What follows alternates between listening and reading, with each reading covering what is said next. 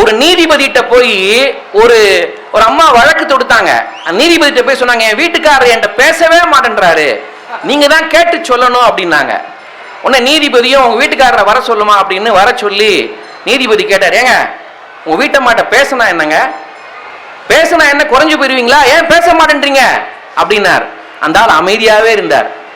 திரும்பவும் நீதிபதி கேட்டாரு, ஏங்க பேசினா என்ன குறைஞ்சு போயிடுவீங்க, பேசவே மாட்டேன்றீங்கன்னா நம்ம வழக்கு தொடுத்துருக்குங்க, ஏன் பேசவே மாட்டீங்க, ஏன்ட்டையும் பேசாம இருந்தீங்க அப்படின்னா நீதிமன்ற அவமதிப்பு வழக்கு போட்டு உங்களை உள்ள தள்ளிடுவேன், பரவாயில்லையா அப்படின்னு கத்துனார் நீதிபதி. உடனே அந்த ஆள் சொன்னாரு, பரவாயில்ல சார், அதை செஞ்சிருங்க அப்படின்னாரு. நீதிபதி கேட்டாரு, ஏயா ஏன்ட்ட பதில் சொல்றியே, இத மாதிரி வீட்டை மாட்டையும் பதில் சொன்னா என்னையா, பேசுனா என்னையா அப்படின்னாரு. அப்பதான் அந்த கணவன் சொன்னாரா, அவன் நிறுத்தினாதானங்க நான் பேச.